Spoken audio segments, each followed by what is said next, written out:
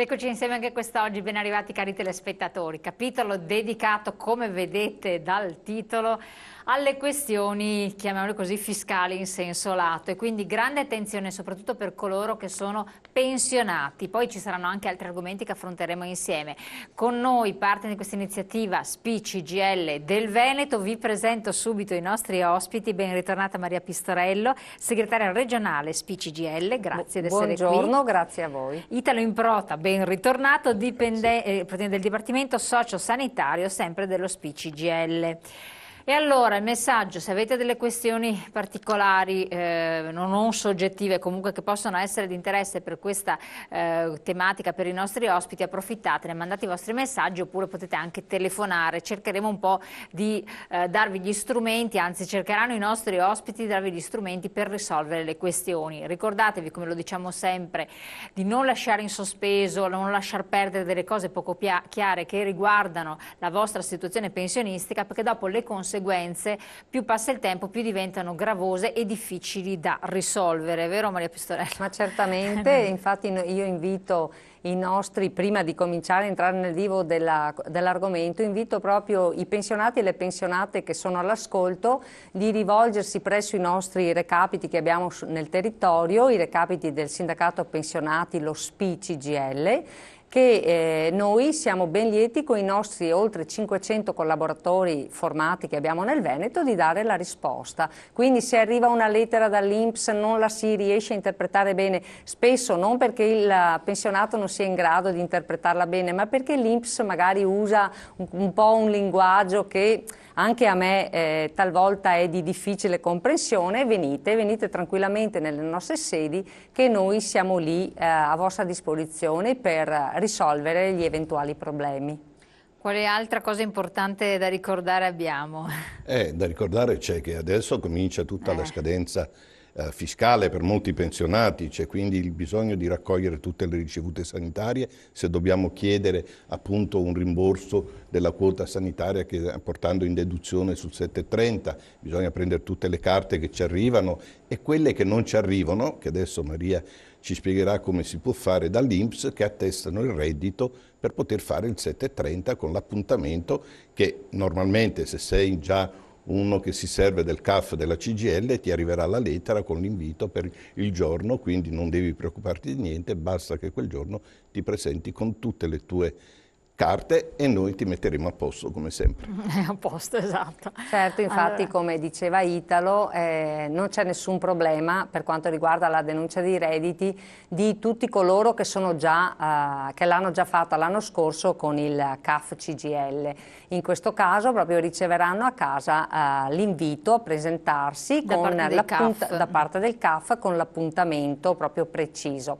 Però anche quest'anno purtroppo devo segnalare che per il secondo anno consecutivo l'INPS non manda a casa dei pensionati, come ha sempre fatto negli anni precedenti, quel famoso bustone, noi lo chiamavamo bustone perché è pieno di fogli, ma però dentro c'erano documenti importanti per i pensionati e per le pensionati, c'era il CUD, cioè il resoconto delle loro pensioni, poi c'era il modello OBSM, che è un prospetto dove si riporta l'ammontare della pensione nel corso del 2014 e un'altra serie di documenti che poi il pensionato doveva compilare per mantenere alcune maggiorazioni che magari aveva in corso. Quindi non arriverà a casa, però io dico ai nostri pensionati non vi preoccupate perché ci stiamo attrezzando proprio in tutte le nostre sedi comunque sia per fornirvi, specialmente del prospetto delle pensioni, il modello OBSM,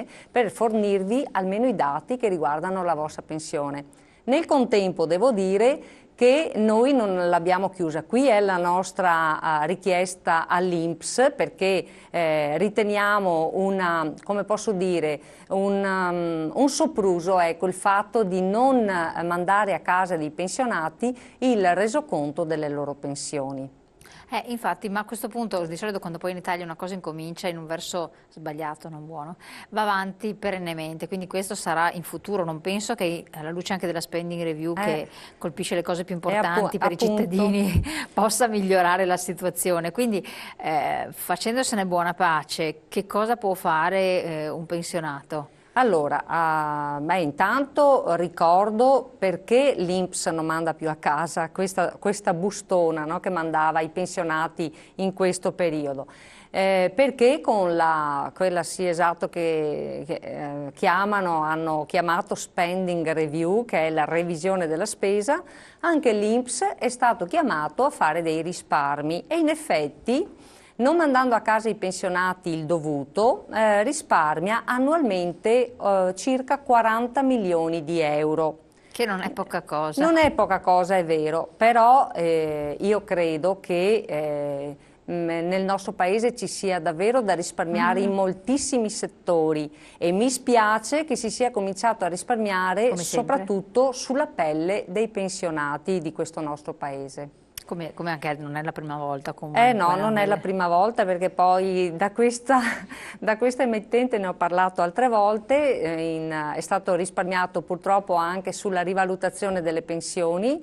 Ricordo che per ben 2 anni, per il 2012 e 2013, coloro che hanno più di quasi 1.500 euro mensili lordi di pensione, quindi quando dico questa cifra sto parlando di 1.200 circa euro di pensione netti, e non è una pensione scandalosa perché è una pensione che corrisponde pressappoco magari ad un operaio che ha lavorato 40 anni in fabbrica alla catena di montaggio, che adesso avrebbe diritto comunque a poter usufruire della propria pensione senza sottoporla a una perdita del proprio potere d'acquisto. E quindi l'INPS ulteriormente ha voluto risparmiare questi 40 milioni sulle spalle dei pensionati.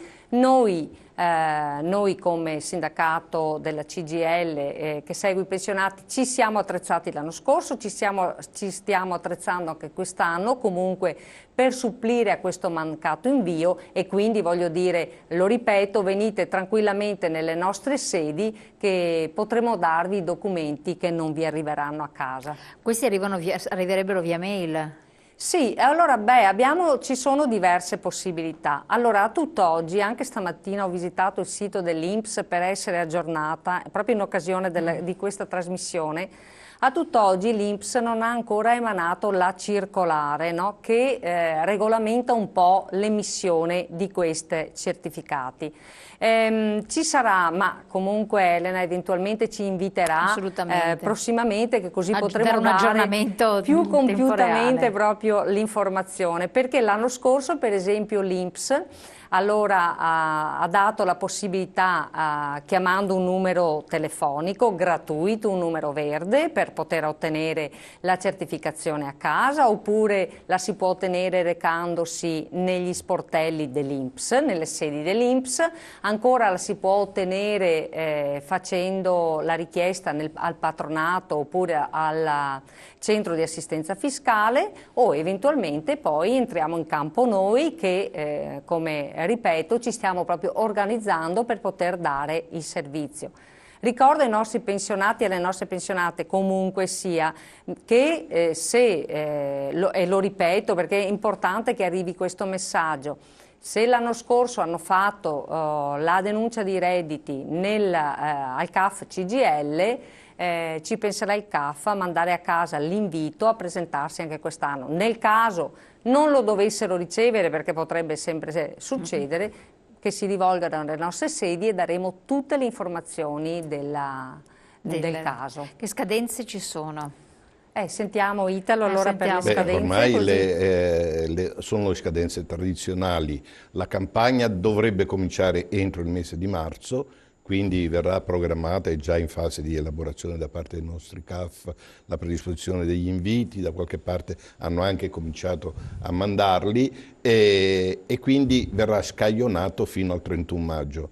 Dopo il 31 maggio ci saranno poi le code relative agli obblighi di che deve fare l'unico anziché il 730, il modello 730, e quindi questo è un po' il solito filone che avviene ogni anno. Quest'anno appunto viene confermata questa mancanza delle carte in mano al cittadino, che è un problema, perché noi ci rendiamo conto che è un problema e noi ci combattiamo col fatto che debba esserci una risposta da parte dell'INPS.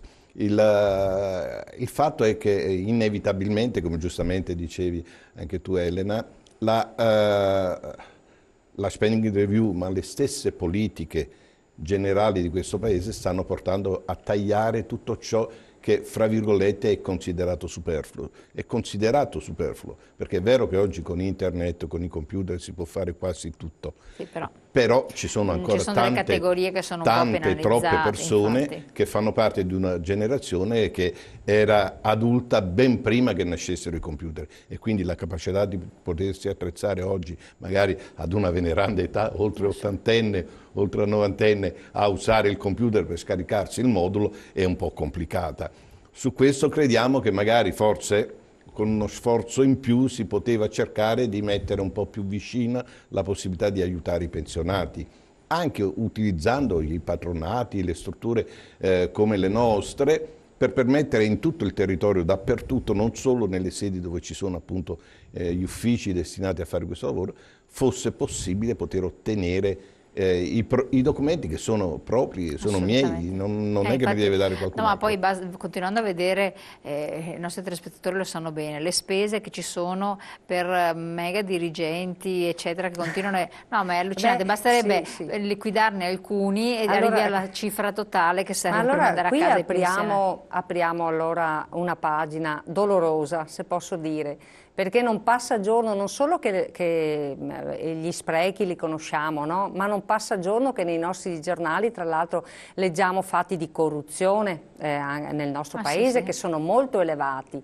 Quindi lotta alla corruzione, lotta agli sprechi, eliminazione dei privilegi, cominciare a ragionare davvero sulle le cosiddette pensioni d'oro, che non sono quelle che sono riferite ai pensionati che noi rappresentiamo. Allora dobbiamo veramente cominciare a parlare di questo. Ecco, io credo che è recente la vicenda del presidente dell'INPS Mastrapasqua, sappiamo che si è dimesso in seguito al fatto che comunque sia è protagonista di un'indagine che riguarda uno dei suoi 25 incarichi. Lui si è dimesso, ma noi già da tempo, la CGIL già da tempo faceva proprio, evidenziava la stortura di questo sistema di guidare l'INPS, che dopo l'accorpamento con l'INPDAP è diventato un super istituto previdenziale, il più grande d'Europa, lo abbiamo soprannominato il super INPS. Questo modo di essere diretto da una sola persona, dal presidente, che poi fatalità è stato Mastrapasqua, con tutte le vicende che sono seguite. E adesso il governo ha nominato un commissario che sarà in carica fino al 30 settembre prossimo. Ecco, noi ci auguriamo davvero che in questo periodo il governo che abbiamo in carica adesso si ponga il problema di dare una diversa governance, una diversa classe dirigente, non so come tradurre, no, adesso mi è venuta la parola inglese, io che le detesto tanto. No, ma è corretto questo. Io direi di affrontare ancora questo tema perché è interessante, anche perché poi ci sono altre cose che vengono fuori. Un attimo solo le interrompo perché abbiamo una telefonata, benissimo, se non ero. Allora pronto?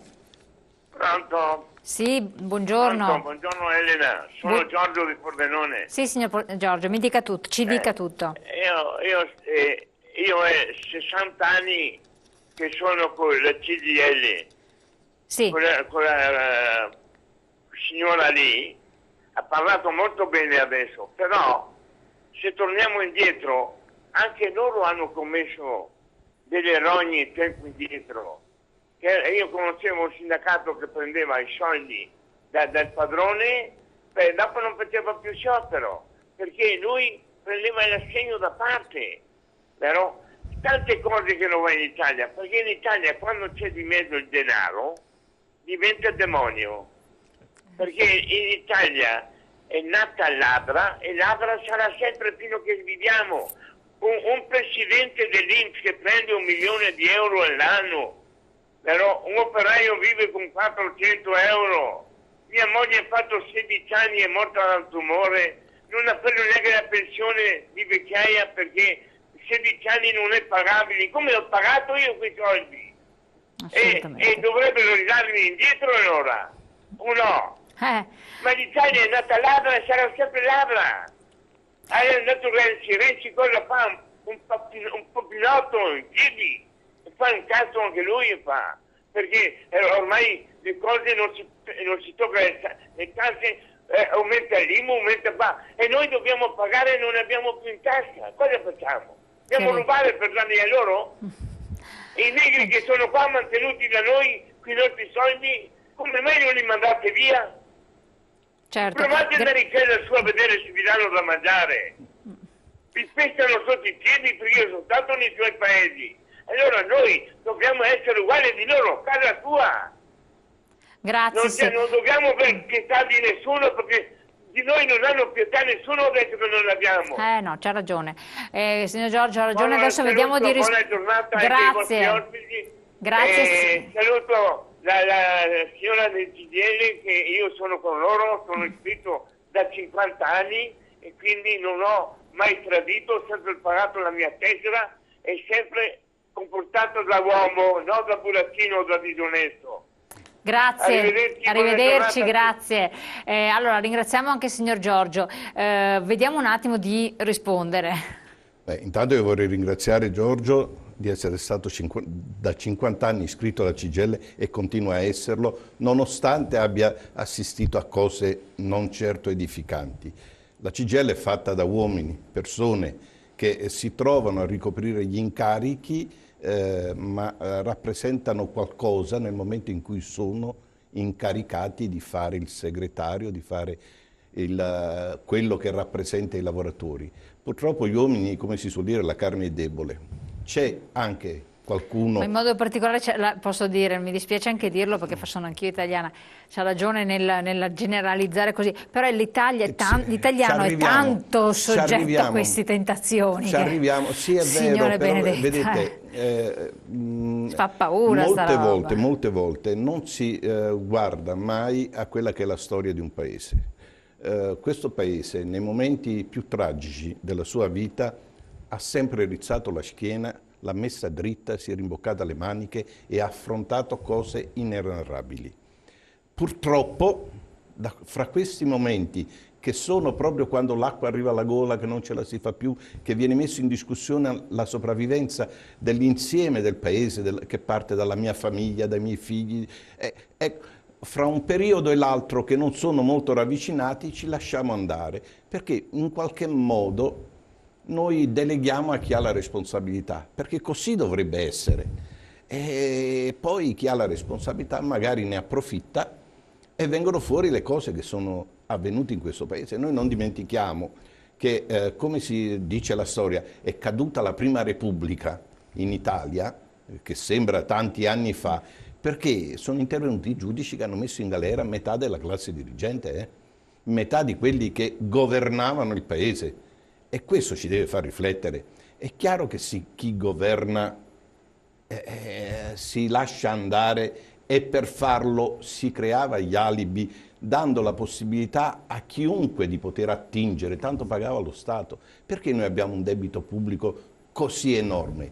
Perché le clientele che sono state fatte in Italia, nessun paese le ha. Io ricordo un solo dato, voglio ricordarvi, nel 1970, un secolo fa, io ero nell'epoca in cui stavo cominciando a lavorare, venne fuori un concorso pubblico alle poste, 30.000 postini, 30.000. Certo ne servivano tanti, però si è arrivato a un certo punto che la posta hanno cominciato a mandare a casa la gente. Poi hanno fatto i famosi esodi incentivati, dove gli davano gli anni gratis, gli davano... Certo. E questo, ma chi lo faceva? Il cittadino? Il cittadino ne beneficiava, certamente ne beneficiava. C'è la possibilità, c'è una legge dello Stato, io lo faccio. E invece questa è stata la causa di quello che succede. Allora cosa dobbiamo fare? Certo dobbiamo continuare a indignarci, certo dobbiamo continuare a combattere contro queste cose. Richiamava bene Maria prima la legalità, per noi è diventato in questo periodo proprio uno dei cavalli di battaglia della CGIL. Noi dobbiamo assicurare la legalità, perché se c'è legalità noi possiamo trovare le risorse per fare tante cose che oggi ci vengono tolte, però contemporaneamente dobbiamo partecipare di più, non dobbiamo estraniarci dalla politica. Lo so, è brutta oggi, perché purtroppo gli esempi che ci vengono posti non sono belli. Ancora di più dobbiamo partecipare, andare là e tirare per la giacca chi si candida a voler governare. Dobbiamo essere noi che le controlliamo. Sì. No, è vero, è che se qui torniamo anche a un discorso di politica, dopo, magari parliamo dopo la pubblicità, chi si candida. Noi ci siamo trovati col terzo governo, questo di fila, dove non ci si candida proprio nessuno, ce lo impongono giustamente con i se e con i ma, perché dietro promesse poi vediamo che nei fatti già non vengono rispettate, che vengono riproposte persone che in realtà sgusciano da altre parti, che alla fine ci sono provvedimenti, o come giustamente diceva il nostro messaggio il telespettatore prima, continuano a tassare, sì, perché continuano a tassare, approvano il decreto Salva Roma, dove vai a salvare una città che sta spendendo e espandendo senza porre rimedio, dove chissà appunto in quali gorghi mostruosi finiscono i soldi, ma non in chissà quali. E dove nessuno purtroppo ha responsabilità, perché poi intervistano gli ex sindaci e tutti sono, nessuno dice è responsabilità mia, e questo non fa bene. Assolutamente, e poi questo va a gravare su tutti i cittadini, pensionati compresi, che vivono con poche centinaia di euro al mese. Cioè diventa pesante, cioè diventa intollerabile, per cui uno dice un po' di correttezza ci vuole, cioè ti prometti, non mantieni le promesse fatte, che non avresti mandato via il precedente premier, poi ti collochi, però almeno sii coerente, non per giochi di partito approvare un decreto. Solo una cosa non dobbiamo credere, che ci sia l'uomo della provvidenza che ci salva. Lo so, però appunto dobbiamo essere noi, non dobbiamo più delegare a nessuno. Esatto, però per far questo cosa deve fare? Una rivolta popolare, perché a questo punto se veniamo dopo ne magari parliamo. Se volete telefonare approfittatene, poi venite chiamati dalla nostra regia. Pubblicità.